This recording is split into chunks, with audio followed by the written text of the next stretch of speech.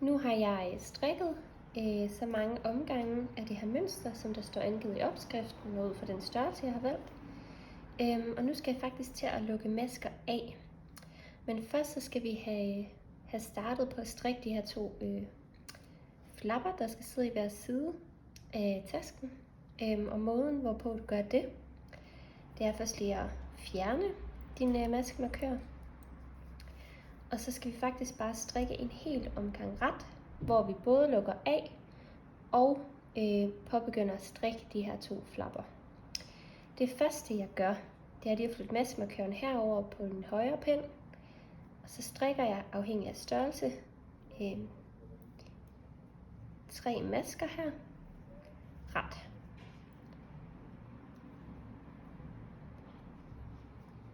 Sådan der. Og nu skal jeg til at lukke mine masker af.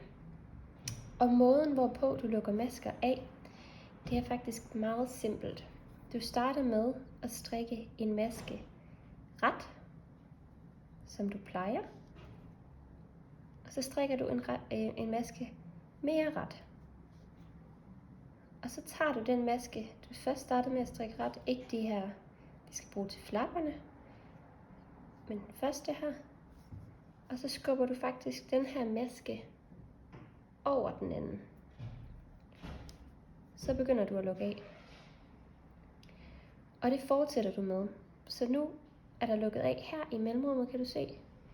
Og der skal altså ligge en her yderst, som skal bruges til at lukke de andre masker af med. Så nu strikker jeg en ret maske mere. Og så løfter jeg masken, der ligger herover over den maske, jeg lige har strikket. Det kan godt være lidt bøvlet i starten, men man skal hurtigt nok finde teknikken.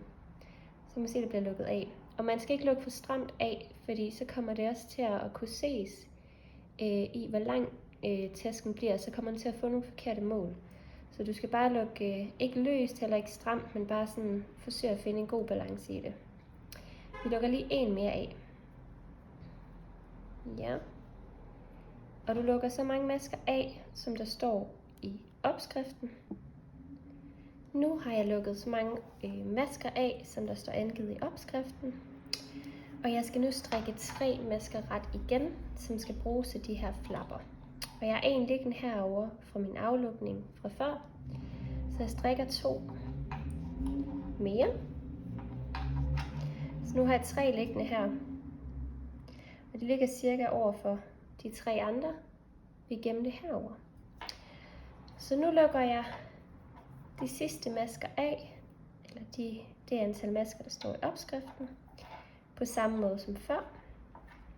Vi lader lige dem her ligge, så vi tager en ny, strikker ret, og strikker en mere ret, og så løfter vi den første ret, vi strikkede over den ene maske, sådan der. Og vi lader de her 3 ligge herover. Prøv lige igen. Ja, og løfte over. Sådan der. Så kan man se, at der også bliver lukket af hernede. Og det fortsætter du faktisk bare med, helt indtil du når din maskemarkør og omgangsbegyndelse. Nu har jeg fået lukket alle de masker af, jeg skal have lukket af.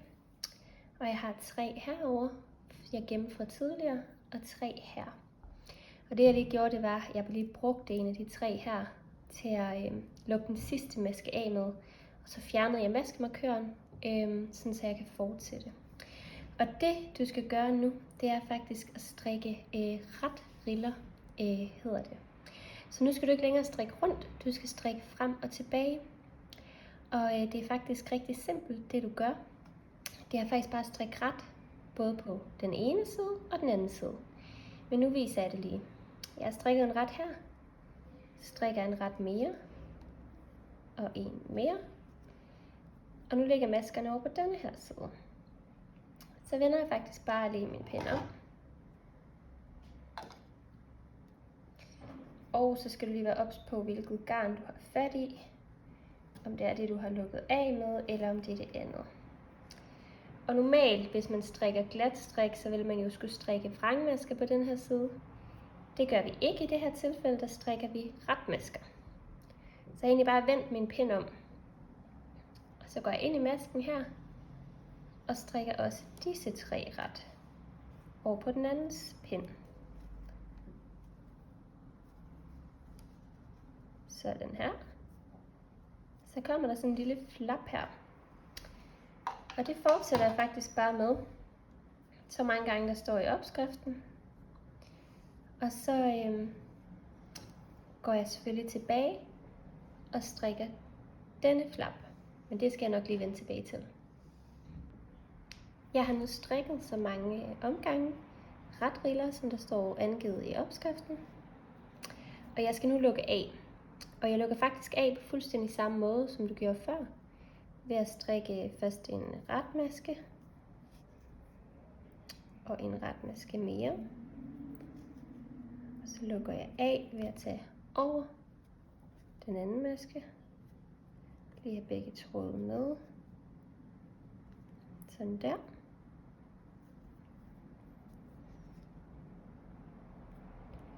Og lukker af.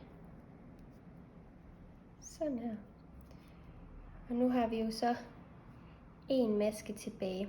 Og det man så gør, det er at du bryder garnet. Så er det en saks her. Så klipper jeg faktisk bare garnet af. Og så tager jeg pinden ud. Udvider lige masken lidt. Og så stikker jeg faktisk bare snorene igennem her.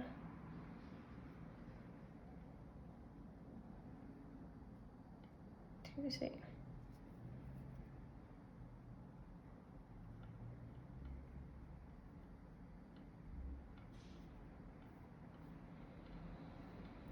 Og så strammer jeg lige til. Sådan her. Og så hæfter jeg den til sidst. Så kommer du til at hæfte den sådan her. Så den ligger her. Og så vender jeg om. Og så gør jeg fuldstændig det samme herover.